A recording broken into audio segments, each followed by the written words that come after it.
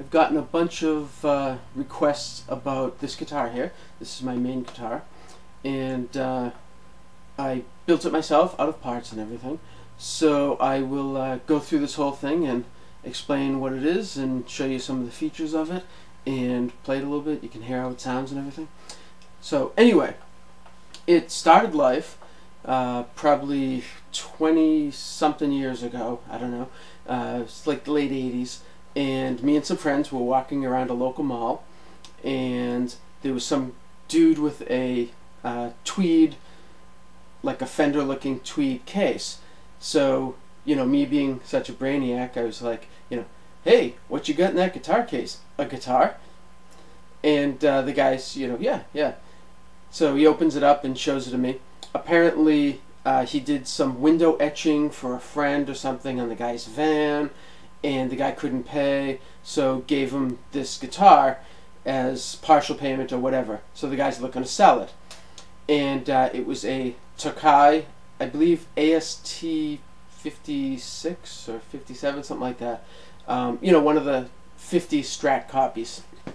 And so I took a look at it, and I figured, the case was really nice and everything, and the guitar was kind of cool looking. So I asked how much he wanted for it, and he said $75. So I was like, okay. And, just out of high school or whatever, walking around the mall, I didn't exactly have $75 sitting in my pocket. So I collected some money from some of my friends, and we scrounged up $75 between us. So I bought the guitar and brought it home. I was all excited, new guitar. And it sounded okay. The pickups were a little bit weak for my tastes. And the neck was like a really big, thick, like soft V kind of a thing, and the fretboard was like really curved, like a 7.5-inch radius or whatever, and the neck just really wasn't for me at all. So I kind of put the guitar away for a little bit, and at some point I discovered that, hey, you can replace parts on the guitar. So I eventually replaced it with a neck and started messing around with pickups and stuff. So through the years, this guitar has had at least 4 or 5 different necks on it. Probably a dozen different pickup combinations, different electronics and whatever. I replaced the tuners and everything. So pretty much the only thing still stock on this guitar is the body, this little output jack, the steel part of the, I think it's like rolled steel or whatever, of the tremolo bridge. I replaced the saddles, and I replaced the block in the back. And the neck plate is about the only thing left on this guitar that's still original. So anyway, through probably 18 or 20 years of messing around with it, obviously not consistently. I didn't have a pile of pickups and start swapping them in and out, and over the course of 2 days arrive with my ideal setup. It was over the course of years and years and years. I put stuff in it, play it around a bit, decide I didn't like something, or thought I liked something, and then heard another pickup that I liked better, or played a guitar with a different neck that I liked better, or whatever. So the main thing about this guitar that's kind of interesting is the scalloped fretboard. And I know, like, oh yeah, Richie Blackmore plays scalloped fretboard, Yngwie, blah blah blah. I actually was playing so much when I started that I started the beginnings of tendonitis in my left hand. And I figured, well, you know what? I don't want to stop playing. I don't want to rest my hand like the doctor said. So I had heard about a scallop neck and that it takes a really light touch and everything, and figured, you know what? If I scallop the fretboard, then I won't be pressing down as hard. I won't be digging in as hard with my left hand, and it'll kind of give my left hand the rest that it needs. So I did that, and then, of course, I then later discovered all those players, Uli, John Roth, Joe Stomp, different players that all play with a scalloped fretboard. but I did it sort of out of medical necessity almost. But anyway, so let's go through the guitar from top to bottom. Okay, this is a Warmoth neck, and I had it made just for me.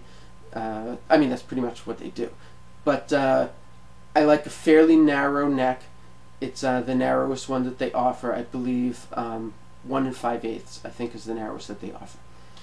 But anyway, it's just a standard back on it. You know, I think it's, I don't know, like a soft C or something. I like the large headstock. You know, I love 70s rock, stuff like that, and that's sort of the headstock shape to have.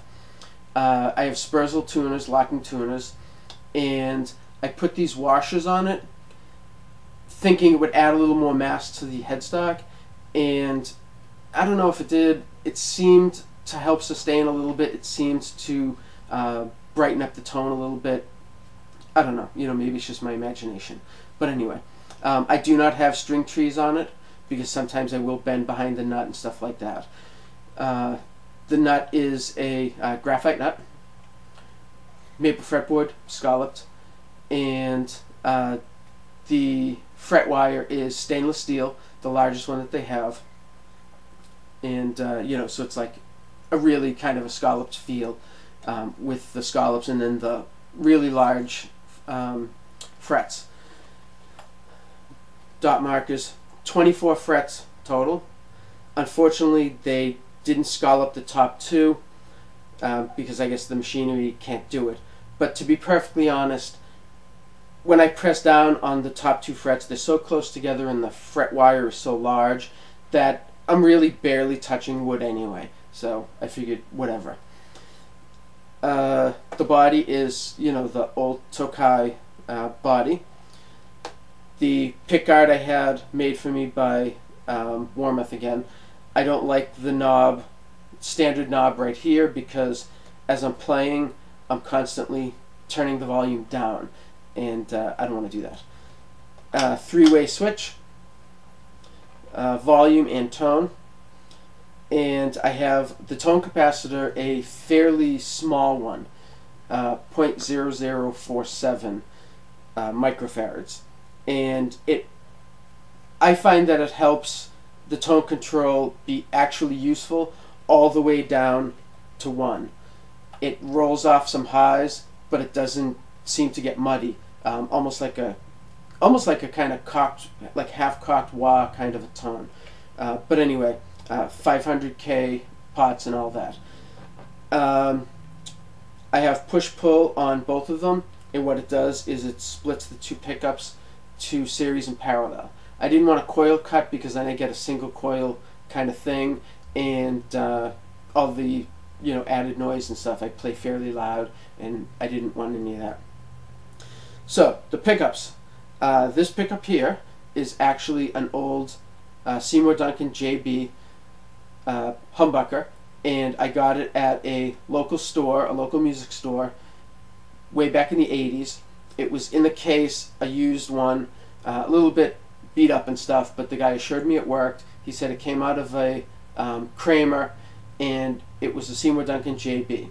And he said, it sounds great, I love it. So I bought it, and it was, you know, really cheap. I don't know at the time, whatever it was, 20 bucks or something. So I bought it. Through my experimentation, this went in, and I loved it. So now this is sort of my go-to pickup, is the Seymour Duncan JB. This here is a Seymour Duncan custom mini humbucker. It came with a cover that has the Seymour Duncan logo embossed on it, and I wasn't a fan of that at all, because sometimes I will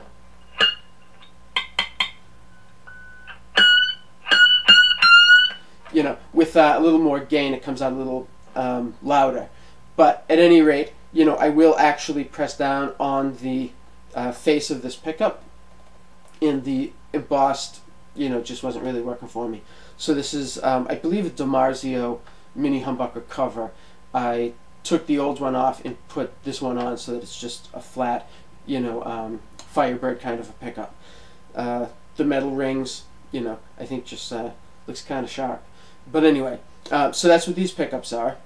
And I replaced the bent little Fender style bridge saddles with these just stainless steel bridge saddles. They're black because they came off of a guitar that had black hardware. Whatever, it works, so I just leave it on there. And the tremolo arm, I have to get a black tip for this. I've been meaning to for years, but obviously it's not a huge priority. But whatever. I'm looking for a larger tremolo bar because I tend to snap them every couple of years. They last a couple of years for me. But it's a bummer when it snaps inside the block because it's really a pain to get out. So I'm hoping to find something a little more sturdy. Then that brings us to the tremolo. It's the 6-screw tremolo system. Vintage 70s kind of a thing. Well, I mean, you know, 50s, 60s, 70s. But I like it. I replaced the block itself with a nice big steel block. I had to route a little bit out to, you know, get it to work all the way down and everything. And my setup that works on this guitar is the 3 springs. I have a little piece of foam to keep the springs from vibrating. And I think that's pretty much the guitar. It's a really great sounding guitar, and it's definitely my #1 guitar. So let's see how it sounds.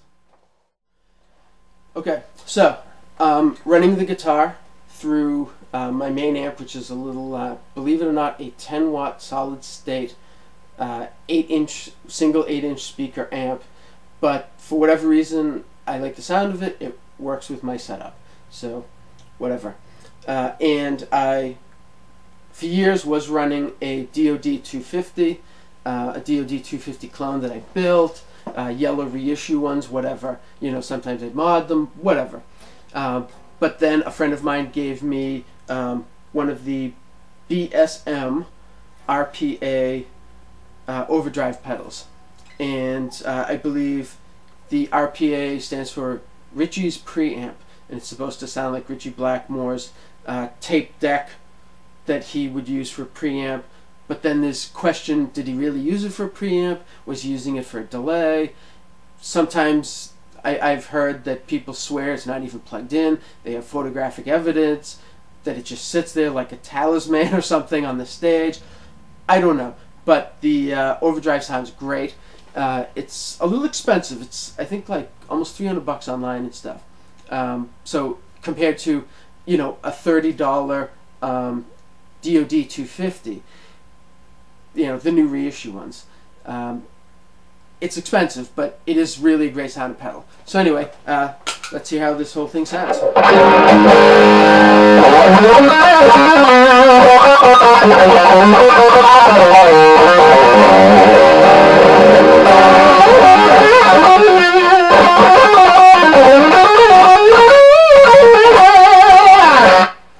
So that's the bridge pickup.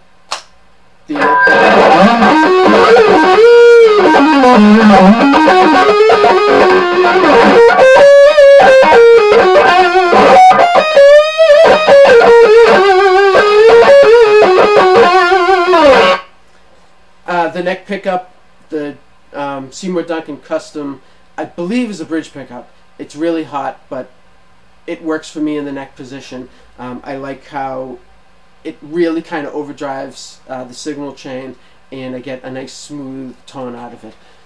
But anyway, so the middle position, I actually have the pickups wired out of phase. You know, kind of the Peter Green kind of a thing. But I like it. It sounds, you know, good with the volume rolled down.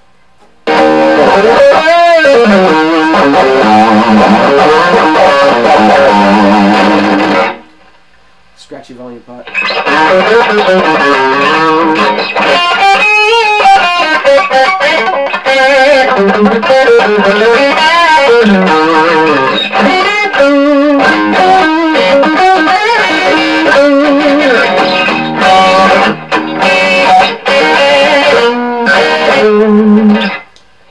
So anyway, you know, I like that. Sometimes I'll, you know, kick the distortion off for cleaner passages in a song or whatever.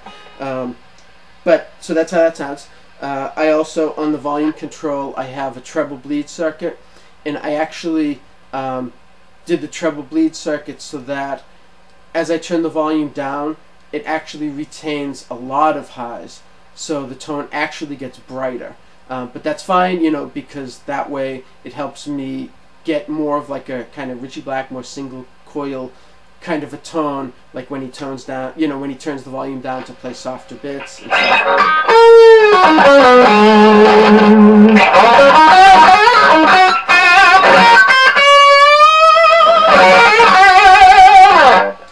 And then, you know, as I turn it up, it gets louder and fuller.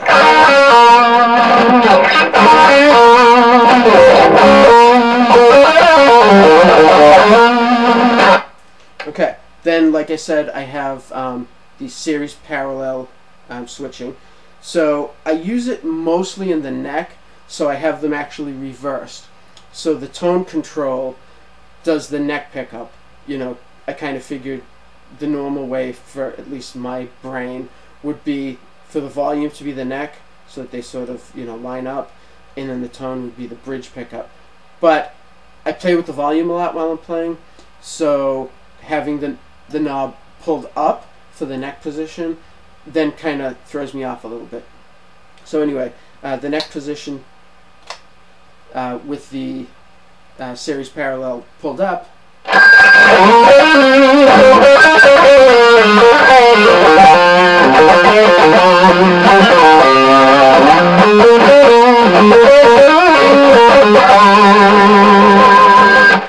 so then I'll play it for a second and then pop it in, you can hear the difference.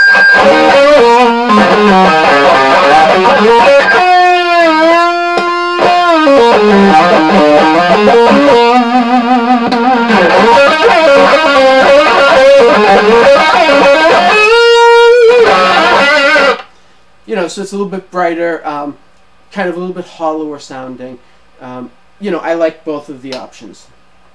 And then the bridge position with the knob up.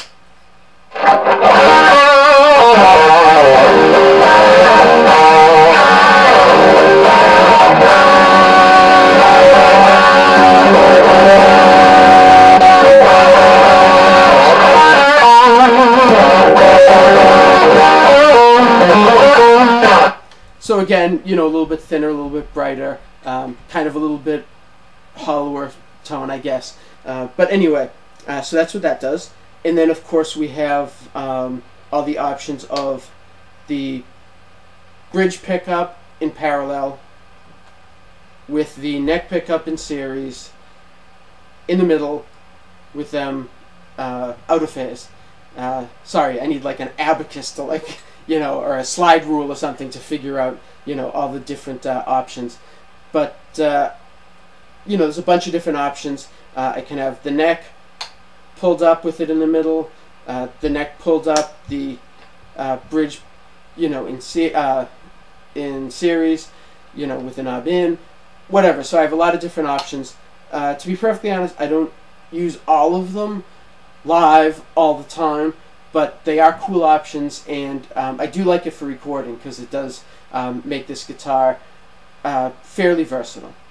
So anyway, then the other thing that I have is the tone control. Like I had mentioned, I have a smaller than normal capacitor on there, so I'll turn the tone control down and you can kind of hear what I'm talking about.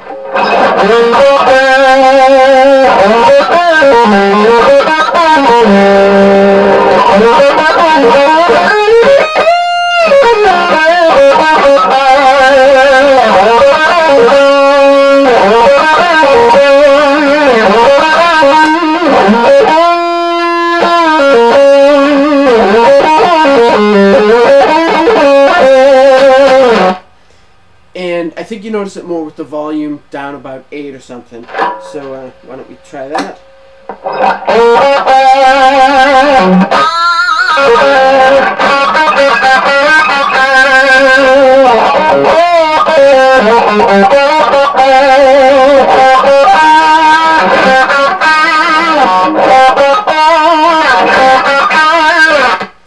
So that's how the guitar works. So I like it. It took a whole lot of time to figure out everything that I like in a guitar, but I'm quite happy with it. So, hope you enjoyed.